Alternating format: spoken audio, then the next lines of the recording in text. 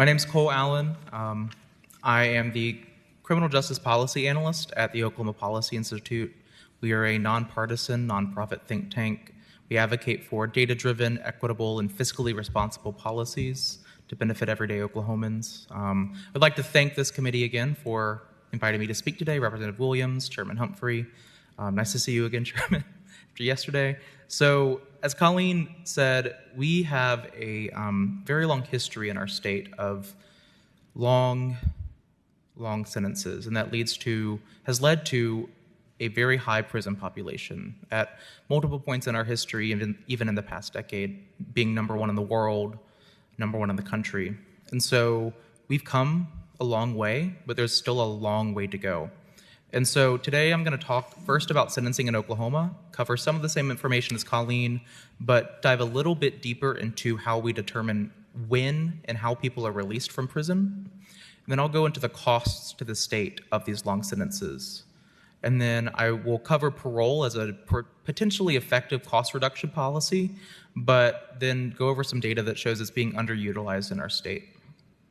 So, like Colleen said earlier, we have very long sentences in Oklahoma, some of the harshest in the country, regionally much longer than our neighbors.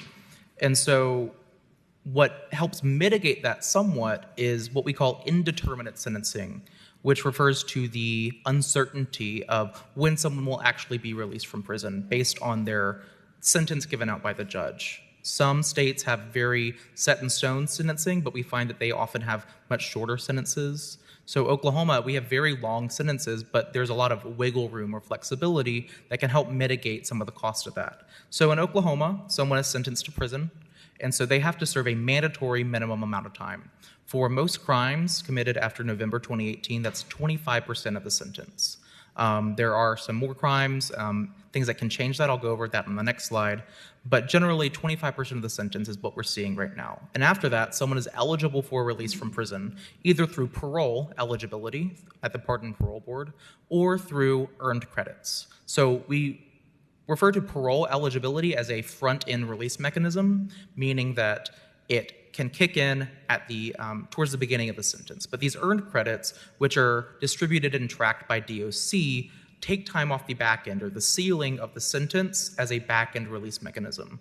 These credits are set generally in statute, but change depending on the crime someone is convicted of, their behavior while incarcerated, if they have any educational achievements, etc. And so as time is ticking down off the top and people are going before the board, very often they're denied the first time, the second time. So we find somewhere in the middle is this release period, which is why we call it indeterminate, because there's some uncertainty of when someone will actually be released. This sentencing model has a lot of benefits. It means that we are not stuck with keeping people in prison for a very long time. There is some room to take that down a notch. It also gives inmates a sense of purpose and a drive to want to behave better, to earn some more of these credits. And if the systems are working, to go about their rehabilitation in a way that might please the Pardon and Parole Board. But unfortunately, we don't always have this, and we have limitations to this process in our statute, things like enhancements and high mandatory minimums. So enhancements are things like the 3-strike law, where depending on someone's criminal history, their justice involvement in the past, prosecutors can seek 10 extra years to life in prison. And we also have 85% crimes. These are crimes that the legislature has considered especially serious. Very often they're violent crimes, murder, violent sexual offenses, where that mandatory minimum increases to 85% of the sentence until someone is eligible to be released, either through parole or through credits. And these limit the indeterminacy of our sentencing model and keep people in prison longer. But we also have a problem when parole systems or these front-end release mechanisms are underutilized, because it takes away one of the two tools to release people earlier and incentivize this good behavior. And so we find that we keep people in prison much longer. And we can see that in our state. Our history, we have had a very high incarceration rate, especially compared to the rest of the country. Like I mentioned earlier, and Colleen has mentioned, that has come down over the past few years through reforms like State Question 780, but it's still very, very high. And a big piece of this is because of our long sentences. This is from the same report that Colleen shared before from Forward. In July 2021, we had 3,774 people sentenced to spend the rest of their life in prison. They determined this by either a life sentence or 40 plus years. And so this is 1 in 10 incarcerated women and 1 in 6 incarcerated men. But what's also interesting about this group of people is that 1/3 of these are Black individuals, which is highly disproportionate considering that only 7% of the state is Black. And 1 in 3, so 1/3 of these individuals, are age 55 plus.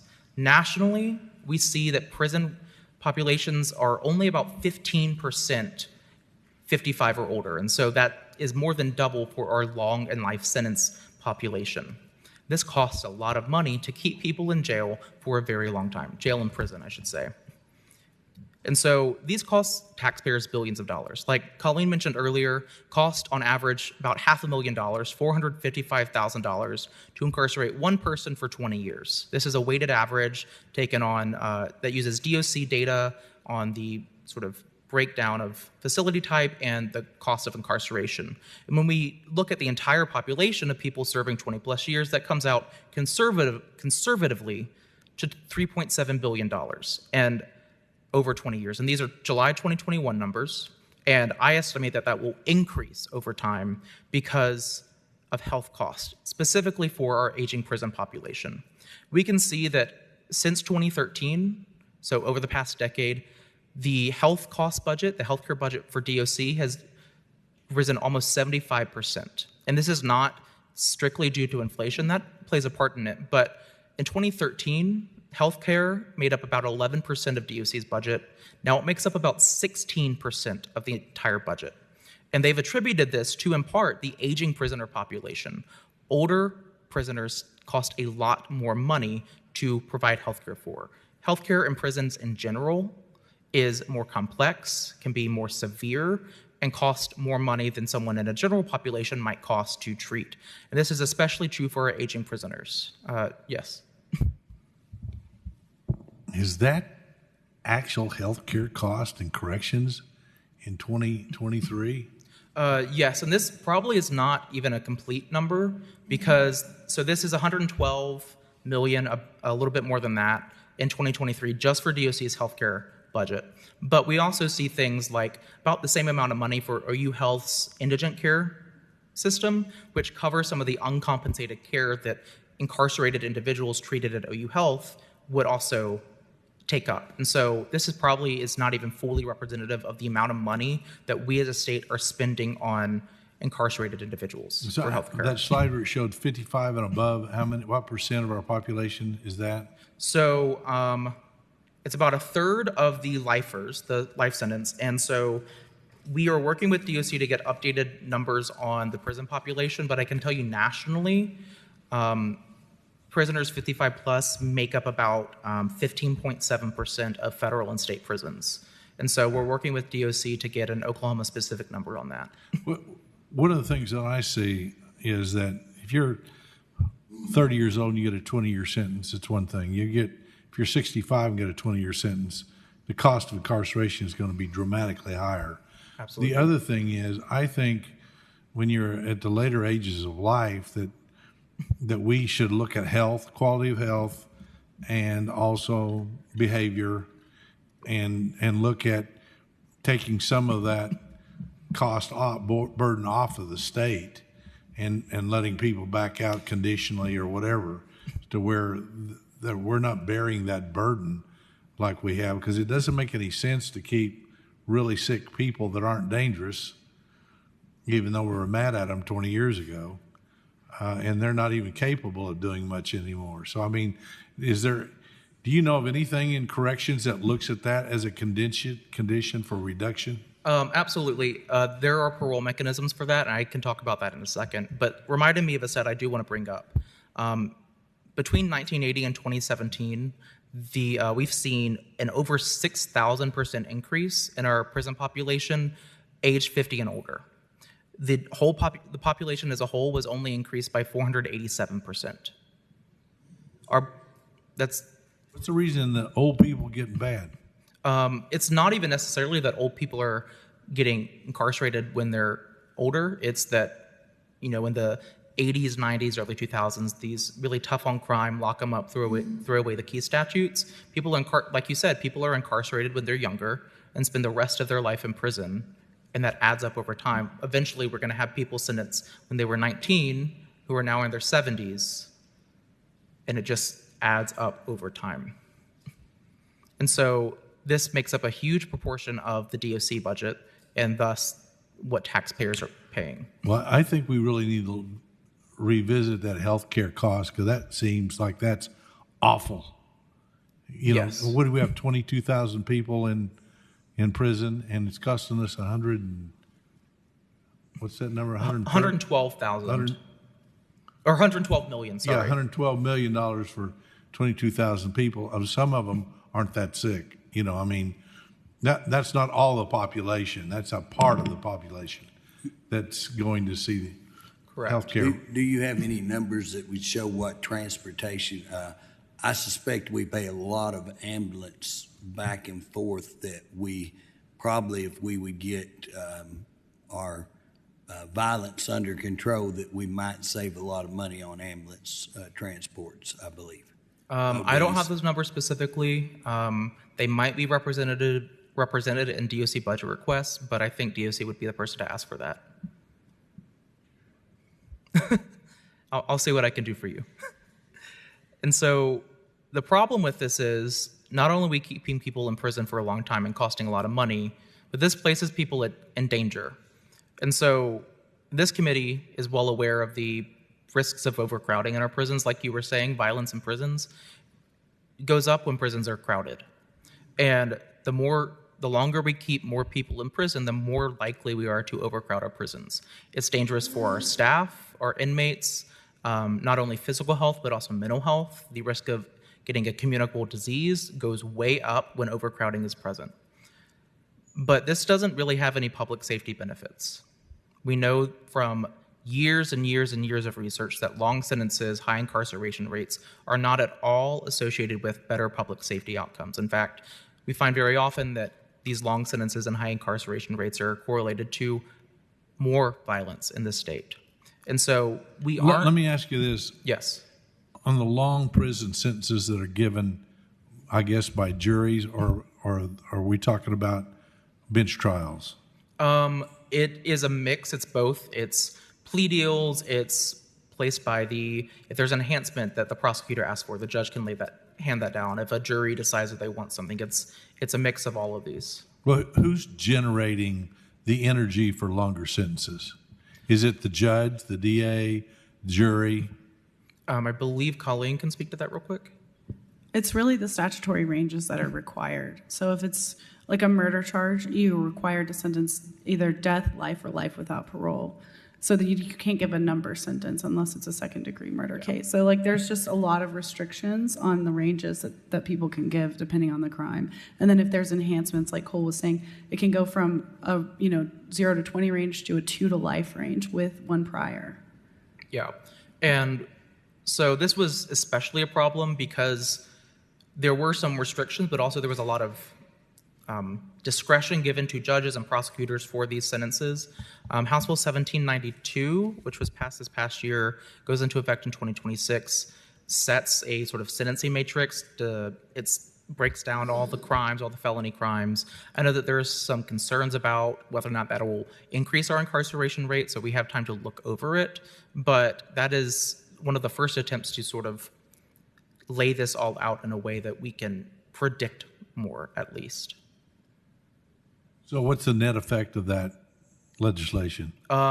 It hasn't come into effect yet. We don't know. I believe some groups are looking into that to see if we can sort of model out, but I don't have those numbers at the moment. Yeah, but everybody does modeling today. You take this set of circumstances, and today we get this result. If we had that set of circumstances, you plug it back in, and it tells you AI. Tell them to get AI involved. It makes things easier. We'll see about that. Representative ChatGPT. And so, like you were saying earlier, Representative, that aging adults have especially low risk of violence. Not only are they more likely to get sick and cost more, but they have much lower recidivism rates and rates of crime in general. I believe that individuals over 60 have an arrest rate about 0%. So we're keeping people in prison for a long time, costing the state billions of dollars, with very little to no discernible public safety benefit. And this also affects our families and communities. In 2021, there were 26,000 children in Oklahoma who have had a parent who was incarcerated. 26,000 children who at least at one point in their life was raised missing at least one parent. So when we separate our families, not just for a year, but for decades with these life sentences, the financial and mental strain this puts on the remaining family members, or even the state, if there aren't remaining family members, is astronomical.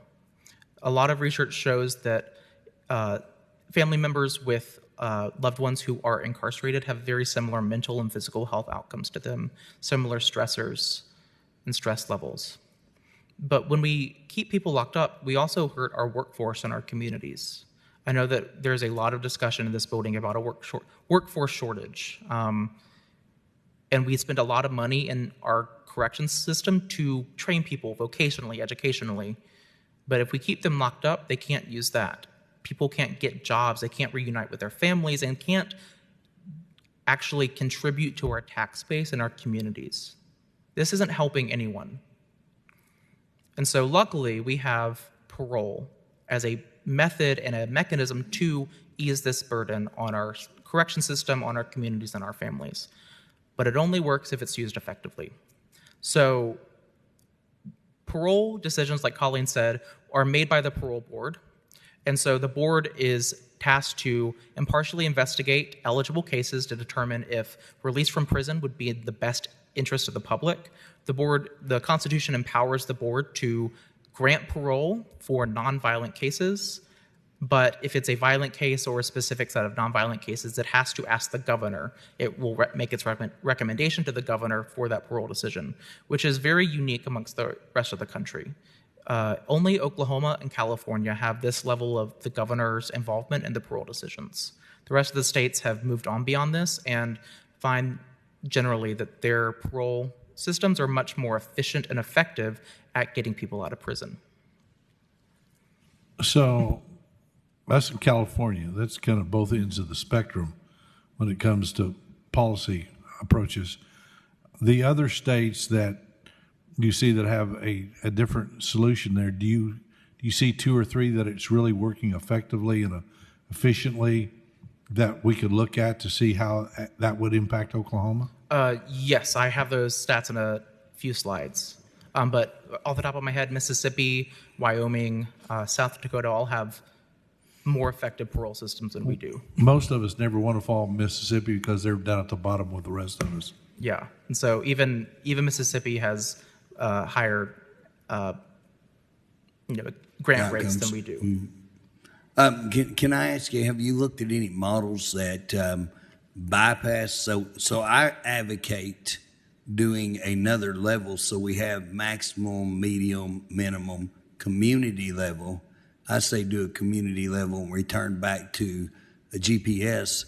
One of the big issues that I'm sorry I missed that little section, but one of the big issues that they have is the numbers, the sheer numbers. If you looked at the numbers they get, there's no way that those pro board can sit down and do a thorough job, a good job of looking at those.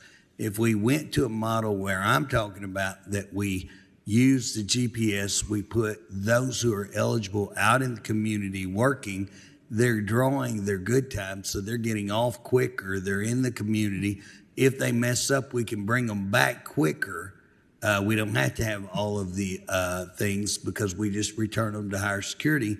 And then we actually bring people up, much smaller number of people, and we actually have an effective pro board. Have y'all looked at any models like that? We haven't specifically, but I think that it would might involve some constitutional changes, but I think there is room in statute and statutory power to implement something like that. I'd have to look more closely, though. I don't think you even have to. I think we already, at one time, we've had a community level. I think it's there. I think all we have to do is change policy in DOC, find a good contractor to do GPS, start setting in the requirements of who we want to let out and who would be eligible for that. But again, it addresses the workforce so that we would be able, I advocate, let's train people. Once they get trained, they're 66% less likely to return. Your recidivism drops.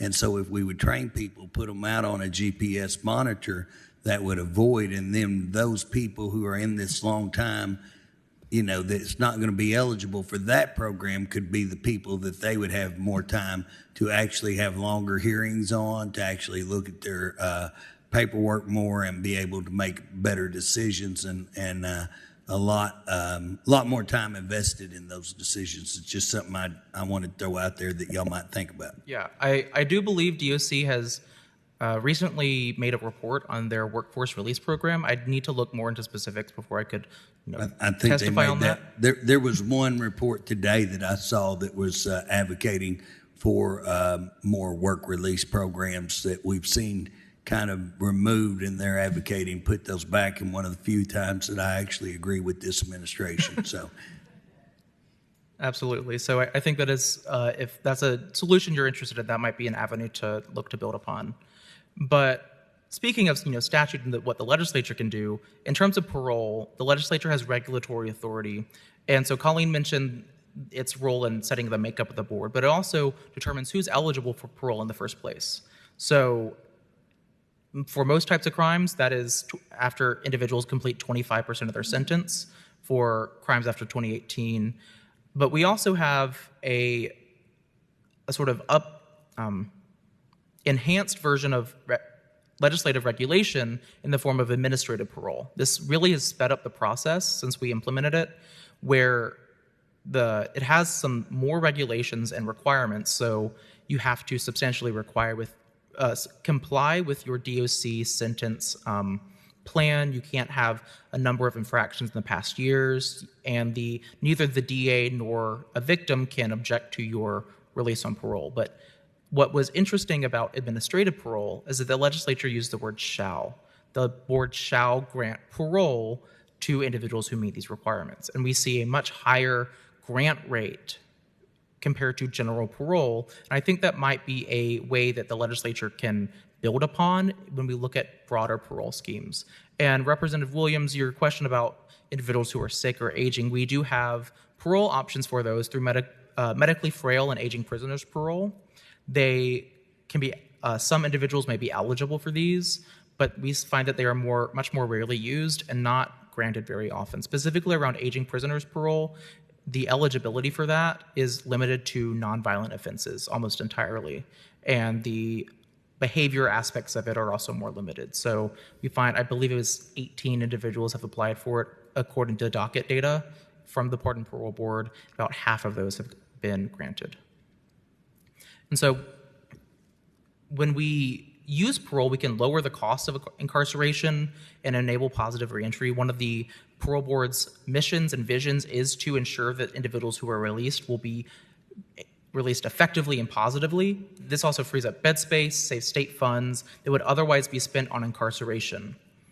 People can obtain a steady job, contribute to our tax base, and be reunited with their families and become active members of their communities, which we know massively improves morale, reduces recidivism, and helps overall. But unfortunately, parole in Oklahoma is being underutilized. The majority of cases are denied. And so since 2013, that number has ranged from, let me double check, 55% to 54% to as high as 85% denial rates, which is much, much higher than we see nationally. And when we expanded eligibility to the 25% of the sentence in 2018, we didn't see a significant increase in the rate of granting. It's very similar to what we see more broadly, which shows us that the expansion of eligibility for parole does not necessarily create a better, more effective system. It's not sufficient on its own. Have you ever looked, I'm sorry. Go ahead. Have you ever looked at the violation policy of the Department of Corrections on how it prevents people becoming eligible for? So if a person gets caught with cigarettes, so here's one of the big issues. Everybody really feels good because somebody didn't smoke, but because they got caught with something that's totally legal that anybody else could have out here, now they're sitting there doing an extra 2 years, 1 year, because of cigarettes. And again, I know people don't like getting behind me on this, but this is a big issue. Cigarettes cause more contraband to come in. They're one of the things that they're going to get in prison. So we're not stopping them from smoking. We're causing officers and staff have to work triple time to try to stop it. They're putting phones in there. They're putting drugs in there. So things that might not would have come without the fact that we're getting cigarettes in get loaded up on that, and then we're having more contraband, along with phones are becoming big issue if we would do this, the blockers. Again, what I'm telling you is that there's a lot of people doing time because they got wrote up in prison and not because they got sentenced on that. So, it's one of the things that I don't hear us talking about, but it needs to be a conversation. Absolutely. In county, they get vapes. So they make a lot of money in the county on commissary for vapes.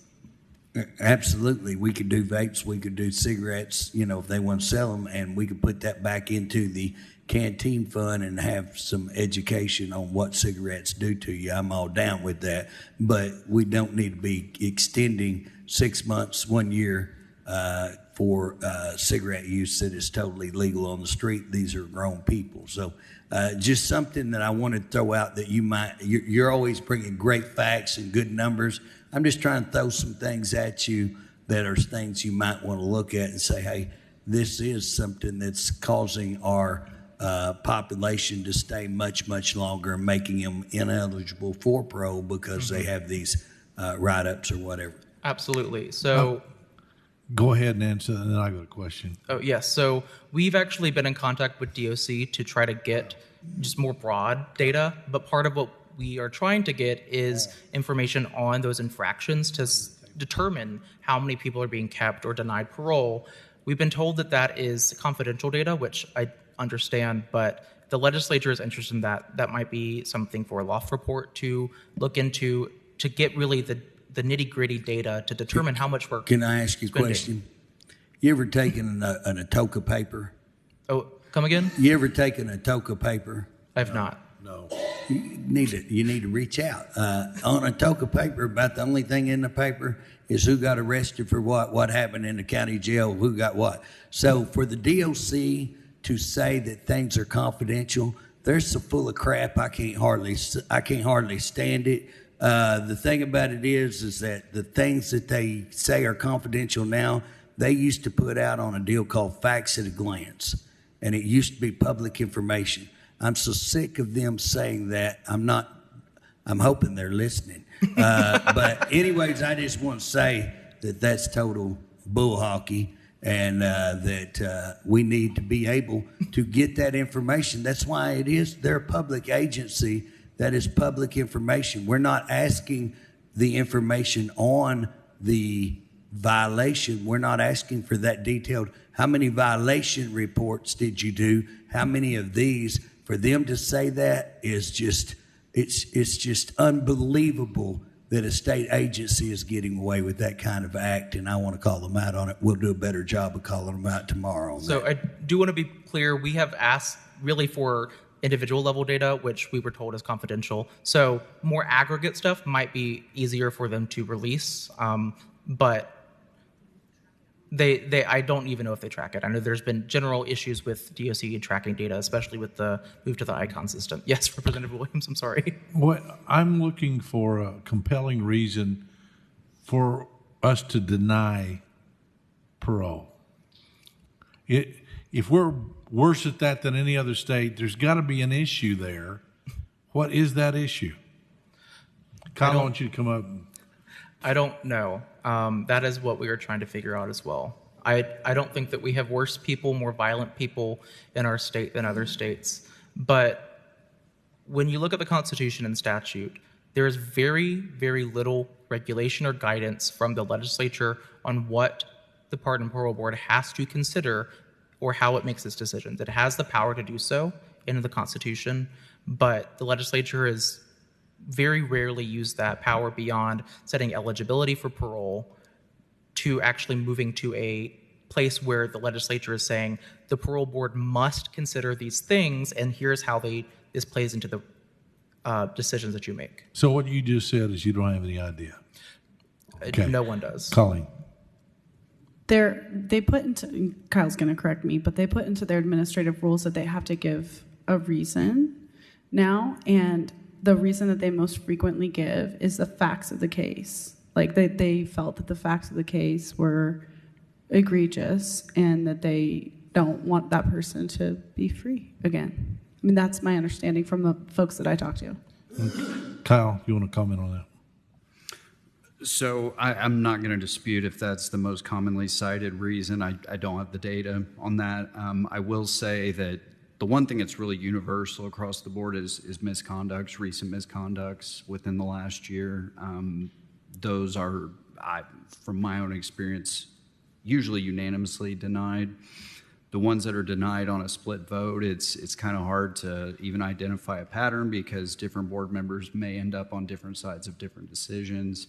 Certain board members certainly will look at the facts of the crime very heavily. Certain board members are very persuaded by an effective DA protest, victim protest, or even persuaded in the other way if there's a strong delegate advocating on their behalf.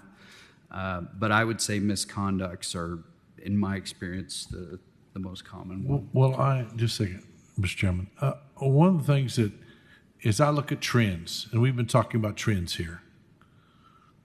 I don't think convicts in Oklahoma are worse than convicts in Texas or Kansas. And for us to be harder on our people than others are on the same category of people, to me is not humane. I think everybody ought to pay for their sins. I'm glad God didn't make me pay for all my sins, but I paid for a lot of them because I had too many. And I think there's a time though when it looks to me like we're a little out of balance. When you compare us to this great nation, and we're hardest on people. You know, I think if we're the Bible Belt people that believe in mercy and grace, we ought to at least be equal instead of worse on people. And I know, I mean, I've been in prison at Boley for 6 years. I was in and out of there. Knew the wardens, knew the correctional officers, knew the people, knew the challenges, knew the things. But those people weren't any worse than any other people that I've been in Jackie Brannon. I've been in Lexington. I've been in Big Mac when James Saffel was the warden there, and then he became the director. And I've been in Mabel Bassett's. And I will tell you that they're just people. People with problems and people that made mistakes. But I think for us to be harder on them than the rest of the country is, what does it say about us? And I'm talking about the people in this building, because that's what it's about. Because we set the policy and the perimeters. And for us to be harder on our own people than anybody else in the nation, when I've been told time and time again, you got the best people, they're the friendliest and the kindest. It's like, how can we be that out of balance?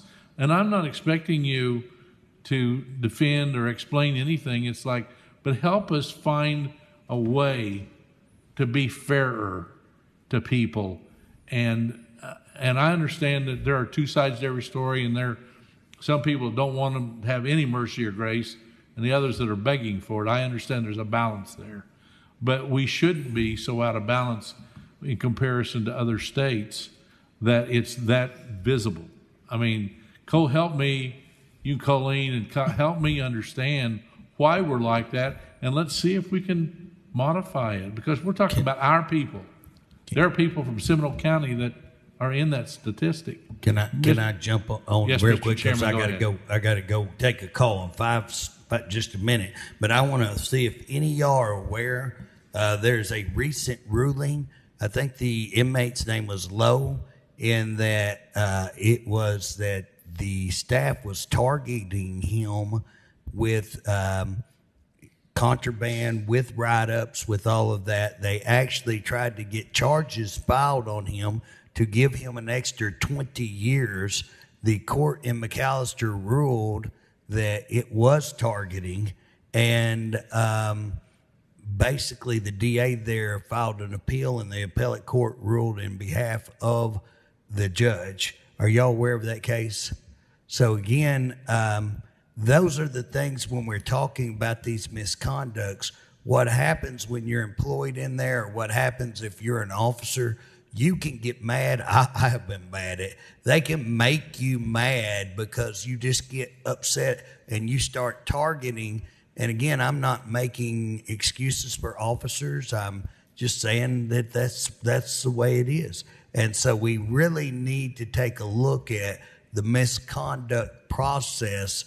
Is it being actually represented? Do you have a grievance process? Because I can tell you, under this administration, they've taken away the grievance process. They've taken away all of these write-up processes that protect from that. And that's why we're seeing these kind of atrocious things happen, is because they're not being administrated properly, I think. So I'd just like to say that before I step out and take a call. I wish you would look into, or I believe this is having a huge effect, making things illegal that shouldn't be illegal, cigarettes, etc., and then holding up people's parole because of these issues. Thank you for that.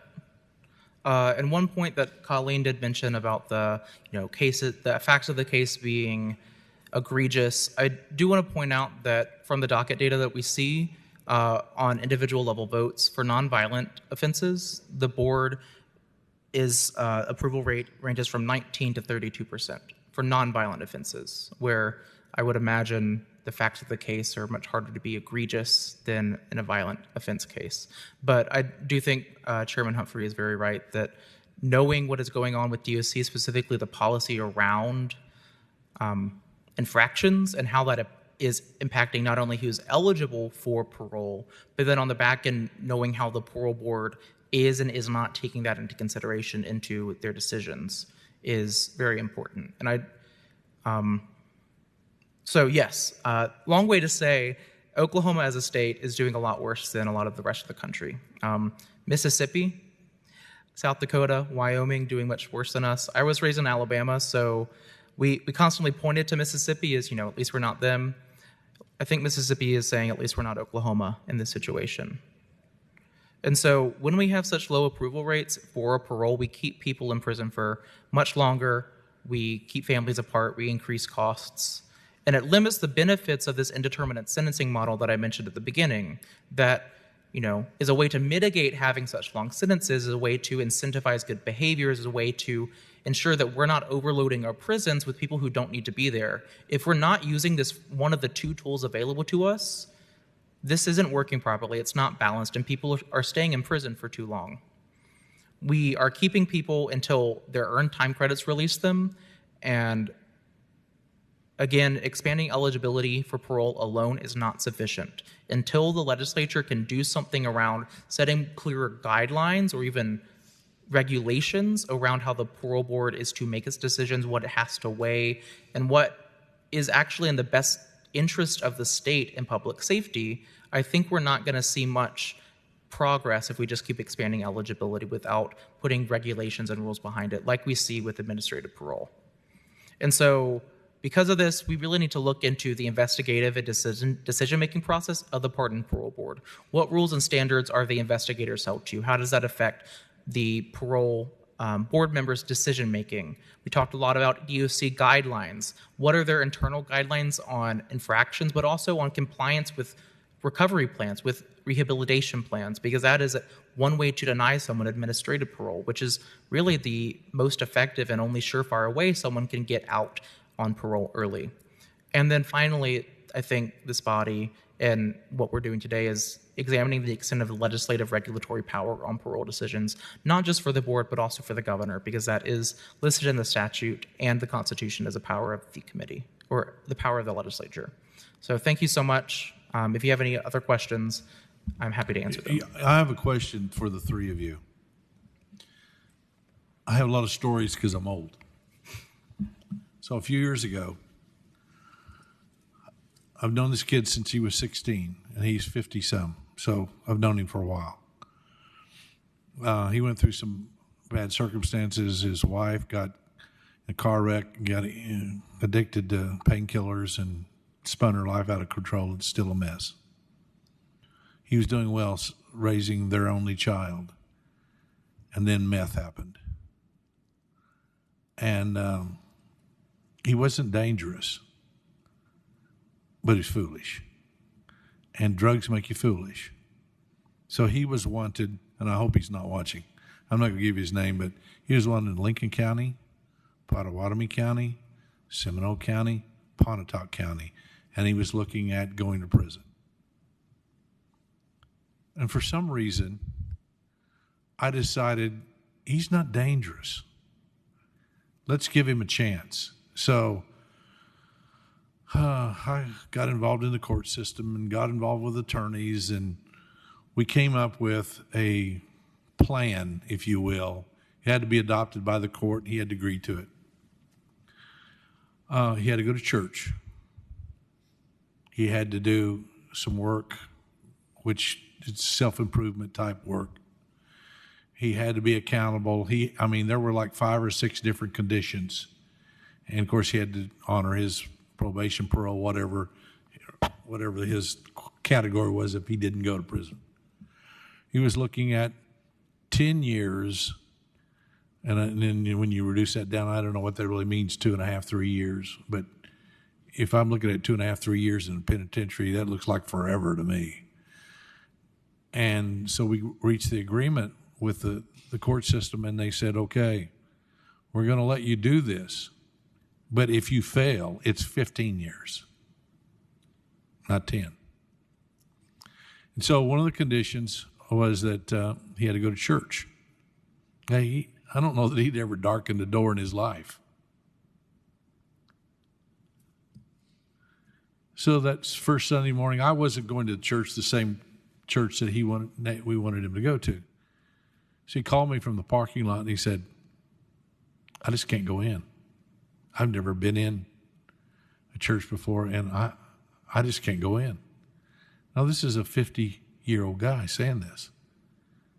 A guy that's been a drag racer, run 200 miles an hour down a drag strip, and he's sitting outside of a church saying, I can't go in because I'm nervous.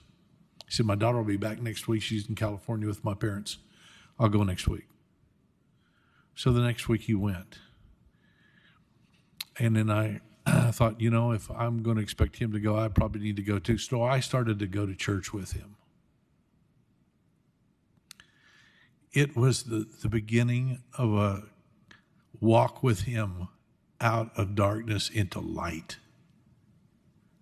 Now, I'm not going to tell you that I'm the reason why he's doing as well as he could, but I'm a part of that reason. His dad used to call me, we can't find him, do you know where he is? His daughter called me, his sister called me. He's one of the sneakiest guys I know. I said, no, I don't know where he is. But last night, he came to my house and dropped off a car that I needed fixed for today and picked up another car I had and took it back. And we're in constant communication. We're friends. I trust him with everything that I have. But I walked with him through that process. And so as I'm listening to you guys talk about solutions, I'm wondering if the Pardon and Parole Board, when these people come out, if we couldn't sit together a plan where they're assigned to a leader in a community or a respected person in a community. Okay, you can go back, but you've got to communicate with this individual and stay in touch with them. You may have an official from the court, but you've got to have somebody in your community that will sign up for you and be responsible for you to help you meet the needs, because you're going to have needs in housing, you're going to have needs in employment, you're going to have needs in all kinds of things, and you need a friend. You need somebody who can help you walk through difficulty. So I'm wondering if we could come up with a way where you guys are kind of trying to figure out which way do we go with this individual. Can they really come out and make it on their own? I had a call from a lady this week. She said, I have a friend that's just getting out of prison 16 years. He said, I can't even run this. He said, I don't even know how this works. I can't even remember 16 years ago. You know, everything's so full. So what I'm wondering, wondering if we could come up and devise a plan that the system would say, okay, here are some terms and conditions. If you agree to this, be responsible, we're going to take a chance on you. And I'm not expecting us to be 100% successful. But if we're over 50% successful, we've done something great. And we've turned a destructive life into a productive life. And I don't want to put people in danger. I don't want people in harm's way. But I do want to give people a chance to live and to rebuild. Just because they made a mistake shouldn't be the end of their life. But I think at the same time, we've got to empower them with some tools to be able to go. And Kyle, would you be willing to work with us on coming up with a formula that would help us provide you guys with, okay, here's a person, here are some terms and conditions that you guys recognize, respect, that are necessary, have some input from some of us that work in that world. Because I've got a safe house in Seminole where I've got 12 or 13 guys, and I've had failures. But I love my guys even when they fail. And I said, go get treatment. If you want to come back, we'll try to help you again. Because it's not a one and done with me. It's if you keep trying, I'll keep helping. So would you be willing to work with us to find a way to turn those trends around and give people some opportunities to win as well as to fail? But I think we're going to find more winners than we are losers, but they got to have some help. Would you be willing to help us with that, Kyle? Yes, sir. So I can say confidently that the board would be receptive to that kind of change. We currently work with Project Commutation pretty closely, and I will say that it's strongly in somebody's favor if there's a kind of a fortified support plan in place for that person if they're released. In terms of making it terms and conditions to their parole, yes, that is something we would need to work with DOC on, because it is Probation and Parole Services who would be in charge of enforcing that. And so we would need to collaborate on that kind of effort. But I can say that the board would be receptive to that, and it would be a positive step. Well, one of the things that I'm wanting to do too is because I believe this with all my heart. If you don't change a person's heart, you don't change their behavior. Sure. You got to change their heart. And that's a process. It's not an event in most cases. And so there may be some things that the person, that are conditions that they have to give to, and that person has to agree to. That's not a condition of pardon parole, but it's a condition of the person they're being assigned to for a personal relationship. On these are the way we'll communicate. These are the ways these are things we're going to do together, because they know what it takes to help somebody walk out. So there's going to be kind of a multiple. There'll be a corrections approach, pardon parole, and then a community volunteer approach with some community accountability with that person. Is that, if you're willing to do that, you guys willing to help with that too? Because I really think we need to change the numbers and let our people prove their way out of the problem that we have. You know, this has given me a little hope. I've been frustrated with not being able to help people adequately. It's really been tough to see people fail over and over again, when I think there's something that we could do if we could just help at this level or help them at this step. And so I kind of see what I've been through, and I'm going to tell you something. He came to my door last night, and he brought back a Corvette. We rebuilt a G8 GT Pontiac that ran faster than any car I've ever been in. He took me for a ride in it. I don't drive that fast, but it's like we developed a relationship, and he's a personal friend that had a problem that needed help. I think in these numbers, Cole, that you brought up here, there's a lot of people that could be a good friend to somebody that's had some problems. And I want to tell you something. He is a very good friend to me. He's, I would say, more valuable to me than maybe I am to him at this point. But I think that's what and Oklahomans are good to want to help and give a chance if they're given that opportunity. I believe that they are. So we have an agreement to work on that, and let's see what we can come up with that. And I'll probably want to bring him in to the discussion so he can tell you how he felt and the emotions that he was feeling in that process. But if you saw him today, you would probably be impressed with the man he's become. So thank you guys for, I'm going to hold you to that.